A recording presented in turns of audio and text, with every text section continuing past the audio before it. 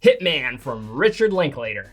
It's a dark comedy about a man working undercover as a triggerman for hire.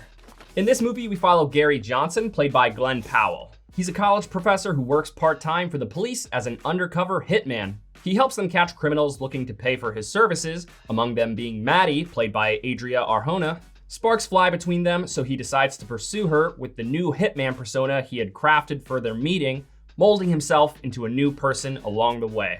So this is a really fun comedy, but at its core, this is a story about self-development. It's about seeing who you are, but recognizing that you want to be something else and taking the steps necessary to become the best version of yourself.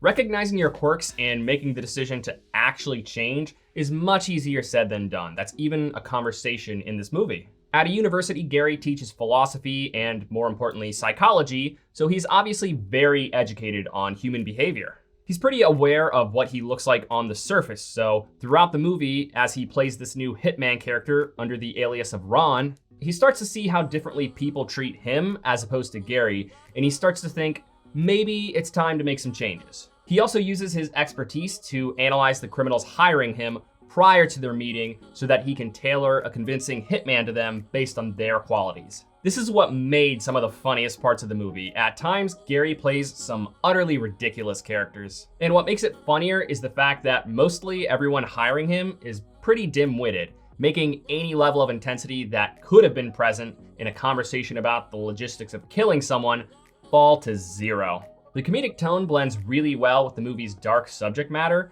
so much so that the film didn't really even feel dark for the majority of it. This movie is more of a rom-com. Once Maddie jumps in, their romance takes center stage, and their dynamic is very interesting. Since they meet while Gary is undercover, she doesn't meet Gary, she meets Ron, who is suave and edgy and charismatic. As opposed to Gary, who's a pretty ordinary guy who most people wouldn't see as the type of guy that young girls dream about. What's interesting is that since we're watching from Gary/Ron's perspective, there's a little bit of ambiguity behind Maddie's integrity.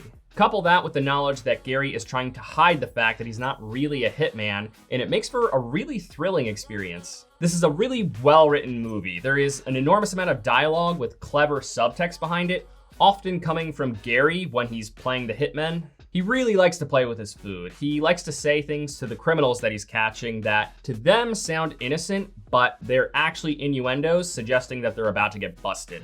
So Glen Powell is an absolute delight in this movie. There are a lot of layers to his performance because he's sort of playing more than one character, but some of the additional personas still feel like Gary. Like they don't feel like they're completely different characters. They feel like Gary trying to lean into different characters, making all of the different hitmen feel incredibly absurd because you still see that dorky college professor buried inside of them. Man, I cannot say enough good things about Glen Powell here. At first, I was pretty skeptical because I wasn't really sure if he could convincingly play a dorky professor because he's, kind of a hunk. But his natural appeal starts to make sense as the movie progresses, and his ability to teeter between Gary and Ron was just brilliant. Of course, we can also thank the film's costume designer for transforming him into all of these weird characters, but it just wouldn't have been the same without Glen Powell. My only complaint about this movie was really just the ending. I'm gonna dance around spoilers here, but I just feel like there was another conversation to be had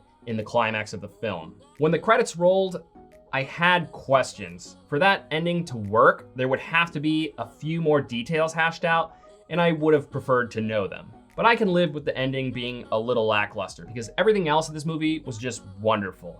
I can tell you with confidence that we are going to see this movie get some amount of recognition at the next award season, both for Glen Powell's performance and the screenplay. Overall, this movie was absolutely priceless. It's pretty incredible and instantly one of my favorite films of the year.